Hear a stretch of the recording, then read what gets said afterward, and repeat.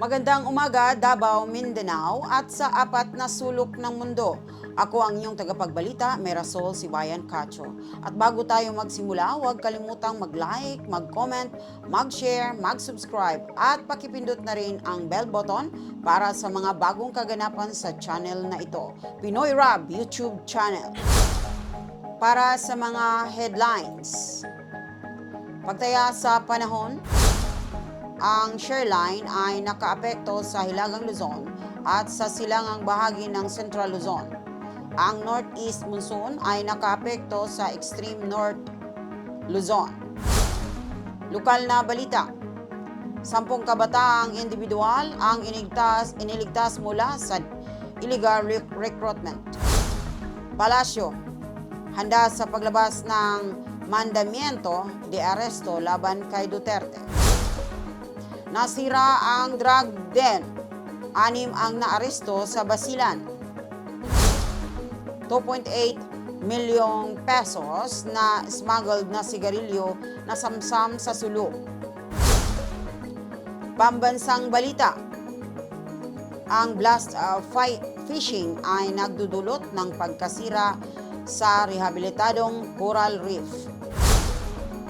8 na suspect na gun for hire arestado sa operasyon laban sa krimen sa Cebu. Pandaigdigang balita, iniligay ang US sa international watch list dahil sa mabilis na pagbaba ng mga civic freedoms.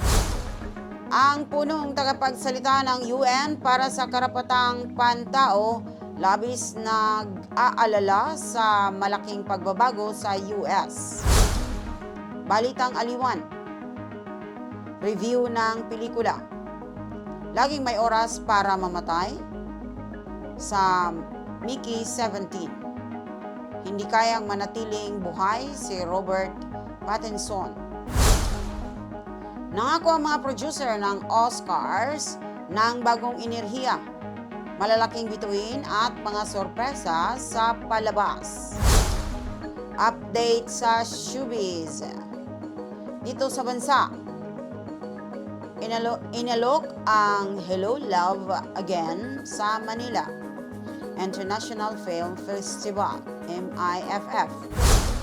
Labas ng ating bansa, ginawa ni Paul Feig ang isang nakakagulat na paghahambing sa pagitan ng kanyang female-led hit na Bridesmaids at The Hangover.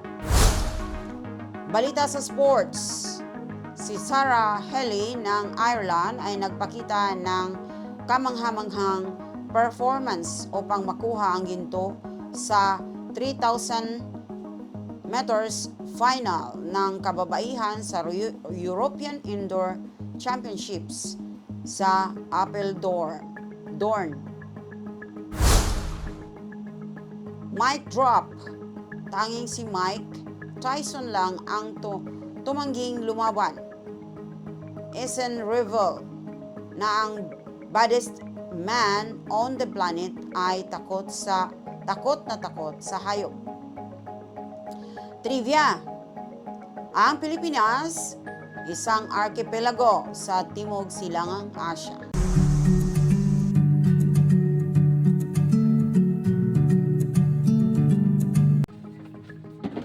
Ulat panahon. Easterlies ang nakakapekto sa bansa. Aurora, Quezon. Maulap na kalangitan na may kalat-kalat na pag-ulan at pagkidlat. Pagkulog sanhi ng easterlies. Posibleng pagbaha o pagguho ng lupa dahil sa katamtamang hanggang sa malakas na pag-ulan. Metro Manila at iba pang bahagi ng bansa, bahagyang maulap hanggang maulap na kalangitan na may pulo-pulong pag-ulan o pagkidlat. Pagkulog sanhi ng easterlies. Metro Davao, minsan maulap hanggang sa bahagyang maulap na may mga pag-ulan o pagkilat, pagkulog. Sa sobra pong malamig ang panahon ngayon, magsuot ng makakapal na damit o magsuot ng jacket. Ako po si Marvin Baguio, nag-uulan.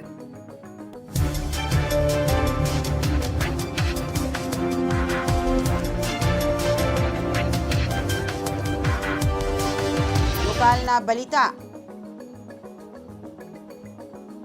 10 kabataang individual na nailigtas mula sa illegal recruitment.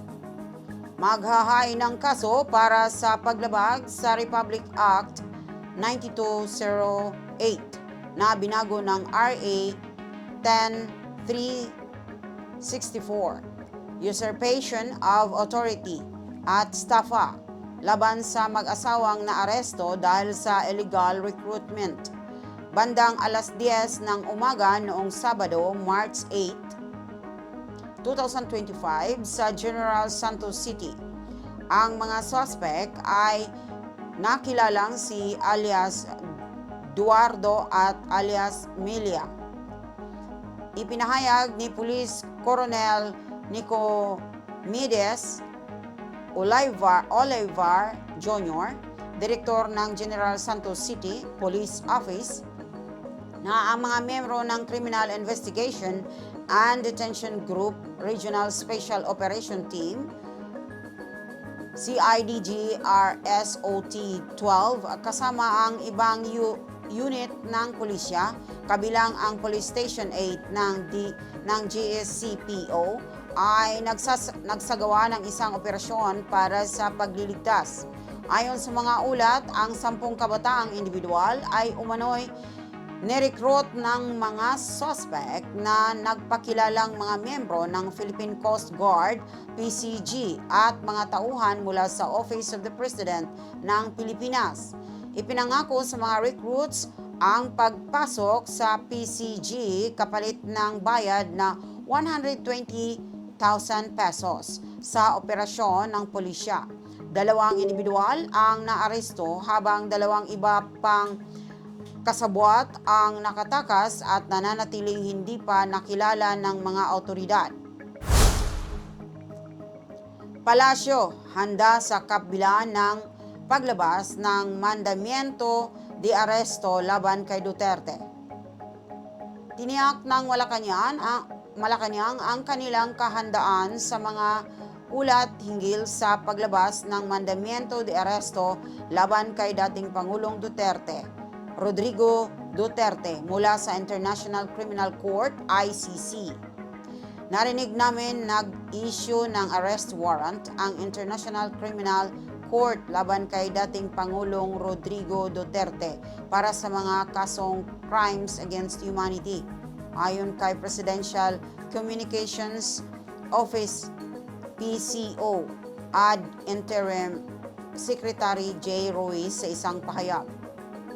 Handa ang gobyerno sa anumang mangyari, dagdag niya.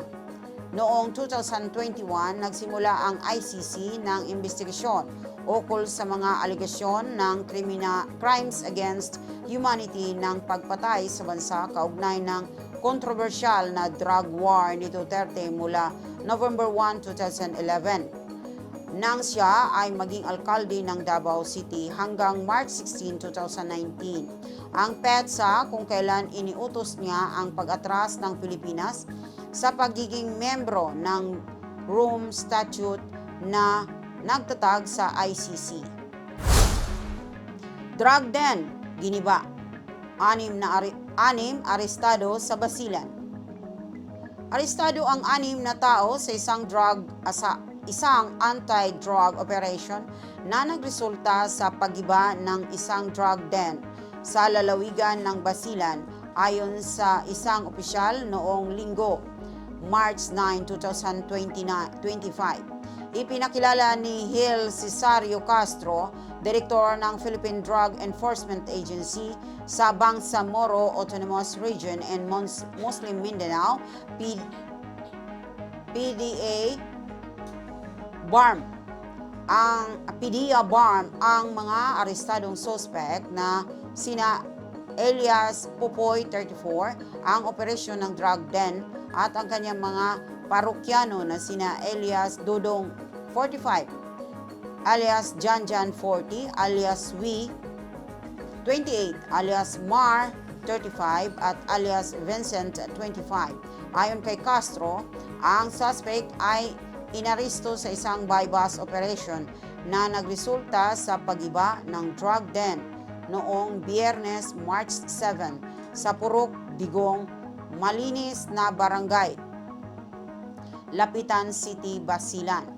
Ayon kay Castro, nakumpiska mula sa drug den ang humigit kumulang 12 gramo ng hinihinalang shabu na nakabalot sa 22 heat-sealed na plastic na sachets na nagkakahalaga ng 81,600 pesos. Buy-bust money. Iba't ibang gamit na ginagamit sa droga, 6 na unit ng mobile phones at mga iba't ibang identification cards. 2.8 milyong pesos na smuggled na sigarilyo na samsam sa Sulu. Nasamsam ng mga otoridad ang tinatayang 2.8 milyong pesos halaga ng smuggled na sigarilyo sa isang operasyon ng mga puwersa ng batas sa lalawigan ng Sulu. Ayon sa pulisya noong Linggo, March 9, 2025. Ayon sa Sulu Maritime Police Station Sulu, Marpsta,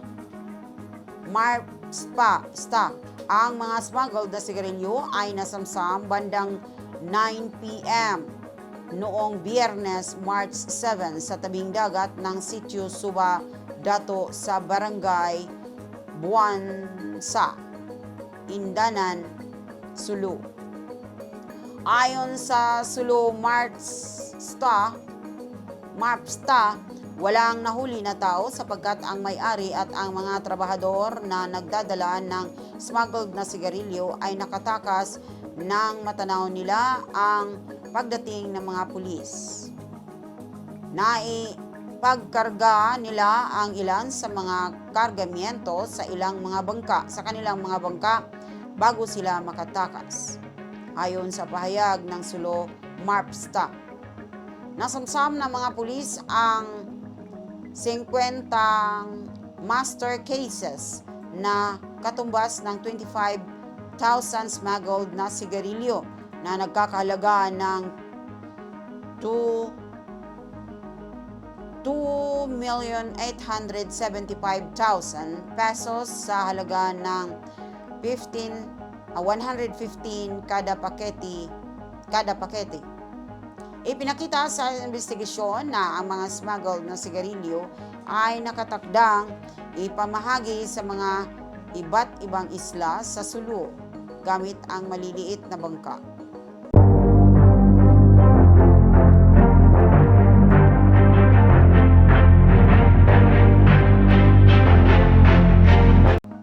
Pambansang balita. Ang blast fishing ay nagdulot ng pinsala sa rehabilitadong ref. Ang kamakailang insidente ng blast fishing sa lungsod ng Cebu ay hindi lamang nakasira sa marine ecosystem, kundi nagnakawan pa ng mga yaman dagat na magagamit pa ng mga sumusunod na henerasyon. Ayon kay Cebu City Bantay Dagat Commissioner Ed Carlon Rama. Ang ginawa nila ay naglagay sa panganib sa ating ref, Cebu City Ref. Ninakawan din nila ang mga sumusunod na henerasyon.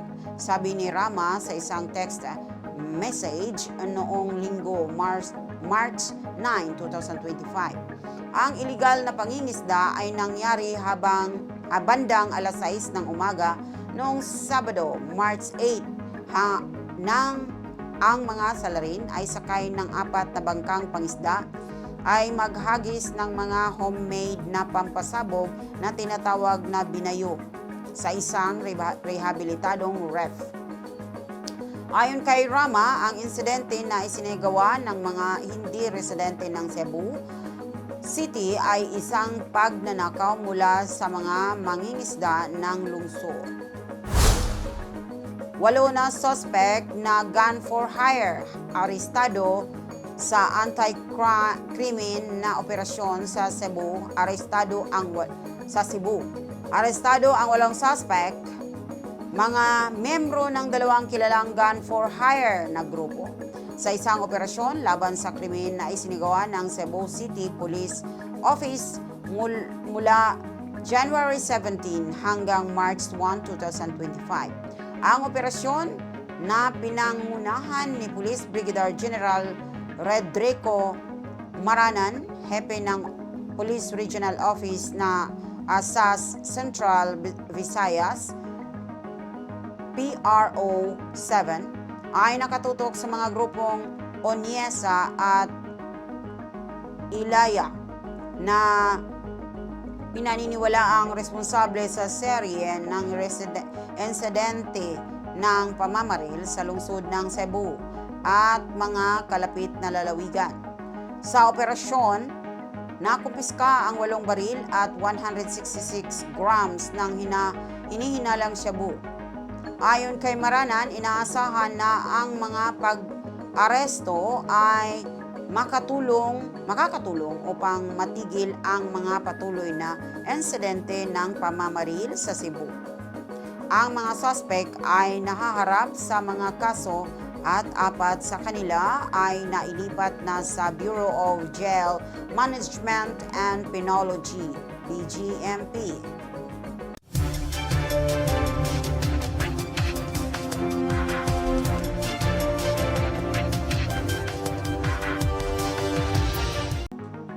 Pandaigdigang balita. Inilagay ang US sa international watch list dahil sa mabilis na pagbaba ng mga civic freedoms. Inilagay ang Estados Unidos sa Civicus Monitor Watch List na nagtatala ng mga bansa na pinaniniwalaan ng Global Civil Rights Watchdog na kasalukuyang nakakaranas ng mabilis na pagbaba ng mga civic freedoms. Ipinahayag ng Civicus, isang international non-profit organization na nakatuon sa pagtataguyod ng aksyon ng mga mamamayan at lipunang sibil sa buong mundo. Ang pagsama ng US sa unang watch list ng non-profit para sa 2025 noong Lunes, kasabay ng Democratic Republic of the Congo, Italy, Pakistan at Serbia. Ang watch list ay bahagi ng Civicus Monitor na sumusubaybay sa mga kaganapan tungkol sa mga civic freedoms sa 198 na bansa. Ilan sa mga bansang nakasama sa watch list sa mga nakaraang taon ay ang Zimbabwe, Argentina, El Salvador at United Arab Emirates. Punong tagapagsalita ng Karapatang Pantao ng UN, labis na nag-alala sa pangunahing pagbabago sa US. Nagbabala ang punong tagapagsalita ng Karapatang Pantao ng UN ukol sa isang pangunahang pagbabago sa Estados Unidos at binigyang diin ang lumalaking kapangyarihan ng mga hindi na halal na tech oligarchs sa isang matinding pagtuligsa kay Washington sa mga linggo ng pagkapangulo ni Donald Trump. Sinabi ni Volker Turk na mayroong bipartisan na sumuporta para sa mga karapatang pantao sa US sa loob ng mga dekada. Ngunit siya ay labis na nag-aalala sa pangunahing pagbabago ng direksyon na nagaganap sa loob ng bansa at buong mundo. Hindi binanggit ni Turk si Trump ng direkta, ngunit tinuligsa ng Australian lawyer na namumuno sa UN Human Rights Council ang mga hakbang ng Republican na Pangulo upang baliktarin ang matagal ng pulisiya ukol sa pagkakapantay-pantay at anti-diskriminasyon para pati na rin ang paulit-ulit na banta laban sa media at mga politiko. Sa isang paradoksikal na kabaliktaran, ang mga pulisya na naglalayong protektahan ang mga tao mula sa diskriminasyon ay ngayon ay itinuturing na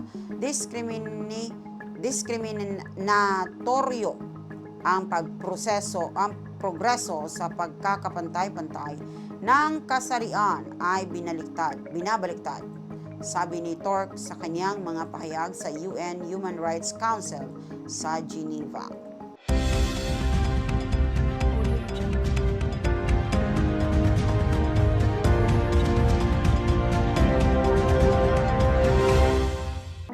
Balitang aliwan. Review ng pelikula. Laging may oras para mamatay. Sa Mickey 17. Hindi kayang manatiling buhay si Robert Pattinson. Ang unang bahagi ng pelikula ay kapanapanabik. Nagsisimula tayo kay Mickey na nakahiga mag-isa sa ilalim ng isang crevasse. Halos hindi nakaligtas sa isang pagbagsak. Taong 2058 at siya ay bahagi ng isang kolonisasyon mula sa Earth papunta sa isang malalayong planeta. Tila malapit sa siyang mamatay. Sa katunayan, ang resulta ay halos tiyak na mangyayari. Kaya't ang kaibigan niyang si Timo, Steven Yeun, habang nakatingin sa crevasse ay tanong ng walang kabahalaan. Hindi ka ba namatay? Paano nga ba nakarating si Mickey dito? Nag-flashback tayo sa Earth, kung saan sina Mickey at Timo ay nakasalamuha ang isang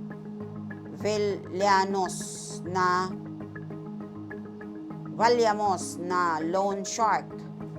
Mahilig ang lalaking ito na kumain habang pinapanood ang kanyang mga tauhan na pinapahirapan ang mga hindi nakakabayad ng utang. Hindi na kailangan sabihin, kailangan nilang tumakas at malayo. Nangako ang mga producer ng Oscars ng bagong enerhiya, malalaking bituin at mga sorpresa sa palabas. Ang Oscars noong nakaraang taon ay ayon sa lahat ay isang matagumpay na palabas na may mga makapigil hiningang performance at mga hindi planadong sandali. Salamat rin sa damit ni Emma Stone. At isang pelikulang nanalo na karamihan sa mga tao ay napanood. Ngunit ang team na nasa likod ng palabas noong nakaraang taon ay muling naglalayon na makamtan ang mga bituin. Nararamdaman namin ang pressure, sabi ni Oscars executive producer at showrunner Raj Kapoor. Pero hindi kami mga taong papayag na magpahinga sa aming mga nakamit. Laging nais naming itulak ang mga hangganan. Sa natitirang ilang araw bago ang 3.5 oras na live broadcast na ipapalabas sa ABC at iStream ng live sa Hulo noong Linggo, March 2, ibinahagi ng team na sa palabas ang ilang mga insight kung ano ang dapat aasahan. Nais namin kapag nanood ang mga tao ng Oscars, maging inspirasyon sila ng mga pelikula, ngunit maging inspirasyon din ng broadcast at mararamdaman nila na ito ay isang palabas na maaari nilang panuorin kasama ang kanilang mga kaibigan at pamilya at mag-debate kung sino ang dapat nanalo at sino ang nanalo, sabi ni Kapoor. Nais namin na maramdaman ng mga tao ang lahat ng emosyon kapag pinapanood nila ang palabas.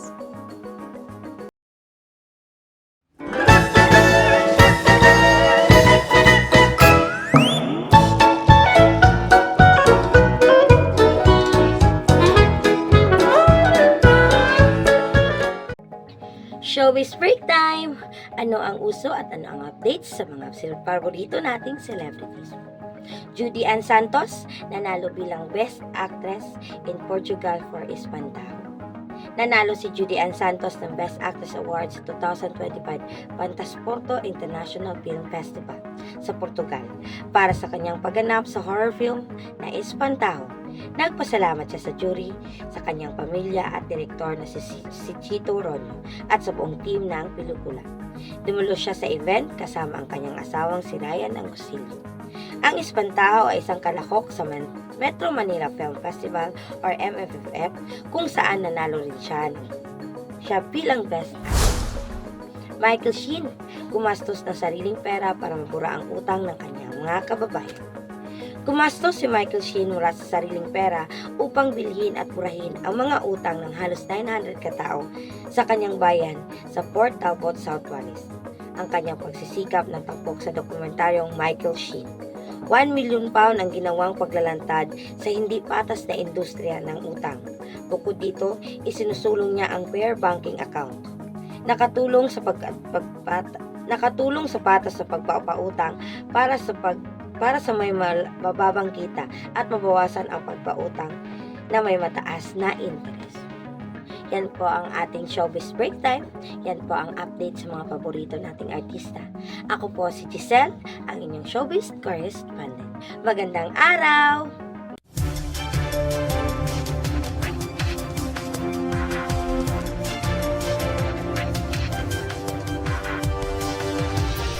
Balitang sports. Si Sarah Healy ng Ireland ay nagpakita ng kamangha-manghang pagganap upang manalo ng ginto sa Women's 3,000 meters of final sa European Indoors Championships sa Apeldoorn. Ang 24 anyos na si Sarah Healy ay nagpakita ng perpektong estratehiya sa karera na nanatiling kalmado sa gitna ng grupo bago maglunsad ng isang matinding sipa sa mga huling lap upang maagaw ang panalo mula sa kanyang mga kalaban. Siya ang kauna-unahang babaeng Irish na nanalo sa kaganapang ito. Nagpakita si Healy ng lakas sa huling 600 metrong bahagi ng karera. Nilagay ang sarili sa unahan ng grupo. Pagdating sa huling stretch, pinandar niya ang kanyang bilis upang makamit ang tagumpay na may oras na 8 hours, 52 minutes, 86 seconds sa Dutch Arena. Ang kanyang tagumpay ay nagmarka ng isang kahanga-hangang araw para sa Ireland. Ang taga-Dublin ay labis na natutuwa matapos ang kanyang tagumpay, lalo na pagkatapos ng mga nakaraang pagsubok. Ipinagdiriwang niya ang medalya para sa kanyang kupunan at pamilya at pinuri ang kanyang mga magulang para sa kanilang suporta. Sa kanyang pahayag sa RTE Sports, matapos ang pagkapanalo, pinuri niya ang kanyang mga magulang sa kanilang walang sawang suporta. Mic drop. Tanging si Mike Tyson lang ang tumangging makipaglaban. Inilabas ang kwento na si baddest man on the planet ay natatakot sa hayop. Isang artikulo mula sa boxing scene noong 2005 ang nagsasaad ng pahayag si Goodman.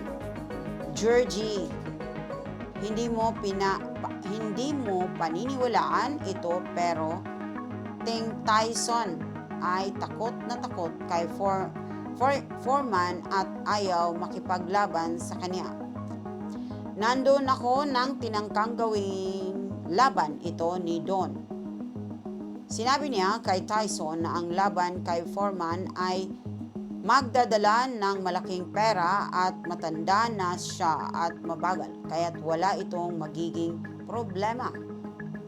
Si Tyson ay tumayo at sumigaw kay King na Hindi ko lalabanan ang hayop na yan. Kung mahal mo ang ina, ikaw na lang ang makipaglaban sa kanya.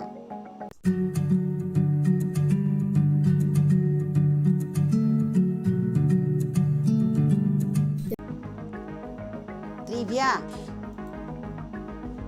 Ang Pilipinas, isang archipelago sa Timog Silangang Asya, ay ipinangalan kay Haring Philip II ng Espanya noong ika-16 na siglo. Ang pangalan ng bansa na La Islas Filipinas ay ipinanganak mula sa pagbibigay ng pangalan ni Roy Lopez de Villalobos, isang eksplorador ng Espanya, bilang parangal sa monarkiya ng hari habang nagsasagawa ng unang paggalugad sa isla. Si Haring Philip II ay namuno mula 1556 hanggang 1598 at isang matatag na tagapagtaguyod ng pagpapalawak ng kolonyalismong Espanyol. Sa ilalim ng pamumuno ng Espanya, naging kolonya ang Pilipinas ng higit sa 300 years. Sa panahong ito, malalim na ang naapektuhan ang kultura, wika at relihiyon ng bansa. Ipinakilala ang mga bagong sistema ng pamahalaan, edukasyon at relihiyon na naging mahalaga sa paghubog ng kasaysayan ng Pilipinas. Ang mga Espanyol ay nagdala ng Katolisismo sa Pilipinas at ito ay naging pangunahing relihiyon ng mga Pilipino hanggang ngayon. Maraming aspeto ng kulturang Espanyol ang pagsanib sa mga lokal na tradisyon, mula sa mga pagkain kinikilala ngayon bilang bahagi ng kulturang Pilipino tulad ng adobo at lechon, hanggang sa mga pagdiriwang at piyesta na ipinanganak sa ilalim ng kolonyal na pamumuno. Ang pagiging kolonya ng Espanya ay nag-iwan ng makulay at masalimuot na kasaysayan sa Pilipinas, bagamat ang mga Pilipino ay nagkaroon ng mga pakikibaka para sa kalayaan. Ang mga epekto ng 3 siglong pamamahala ng Espanya ay patuloy na makikita sa araw-araw na buhay ng bansa. Sa kasalukuyan, ang Pilipinas ay isang malaya at mayamang bansa na patuloy na binibigyang halaga ang kanyang makulay na kasaysayan. Bagamat nananatili ang pangalan ng bansa bilang isang pagguni-guni sa kolonyal na nakaraan, masaya itong nagtataglay ng isang malayang identidad at iba't ibang kultura na nagmumula sa mga katutubong tradisyon, mga impluwensyang Espanyol at iba pang mga banyagang kultura na humubog sa makulay na kasaysayan ng bansa. At yan ang mga balita sa araw na ito. Ito ang Pinoy Rob YouTube channel, inaabot ang Pilipino dito at sa ibang bansa. Huwag kalimutang i-like, i-share at mag-subscribe. Merasol Sibayan Cacho nag-uulat. Magandang umaga, Davao! If you find this segment informative, please click the thumbs up button and subscribe to stay updated with our latest news, and share this broadcast to your friends and family. Your support helps us keep you informed. Help us get our first 10,000 subscribers. Your engagement matters. Liking, sharing, and subscribing to our content not only helps more people discover the important stories we bring you, but also supports our team's hard work. It boosts our visibility in the algorithm, making it easier for others to find ways to stay informed. Plus, it helps us generate more resources to continue delivering the news you rely on. Thank you for being part of our community.